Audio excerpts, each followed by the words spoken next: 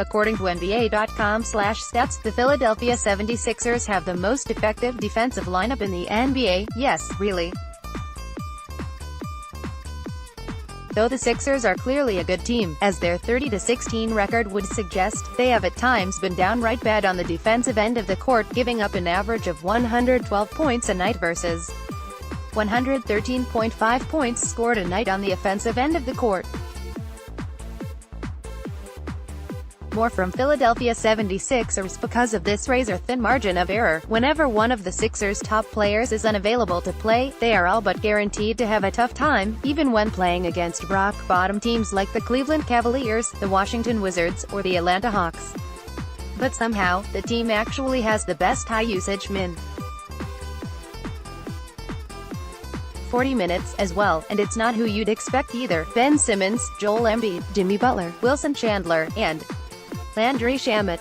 A lot of that lineup makes sense, as Embiid, Simmons, and Butler are all two-way all-star caliber players with positive real plus-minus ratings, but Chandler and Shamet, not so much.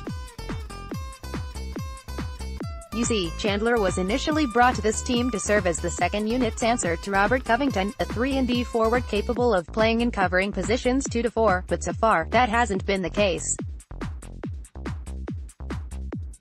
Instead, Chandler has been tasked with filling Dario Saric's role, a flex forward tasked with playing the 4 on offense, and the 3 on D, and it's been an inconsistent shift.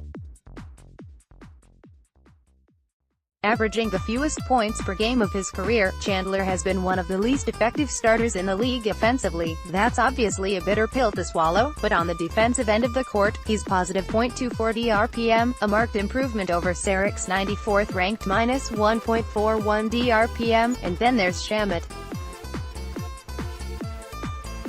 Though he's listed as a point guard by ESPN, Shamet has already established himself as a more than competent two-guard coming off the bench. As the Sixers' fifth leading scorer, Shamet has become indispensable on the offensive end of the court, averaging about 8 points a night on a team-high 39% from three-point range, but his defense has been bad no matter how you slice it. The owner of the worst DRPM of any player on the team by a pretty wide margin, Shamet's ineffectiveness on the defensive end of the court is a big reason why Brett Brown has been desperately requesting a defensive stopper to fill the team's 15th roster spot, and yet he's a member of the best defensive lineup in the league.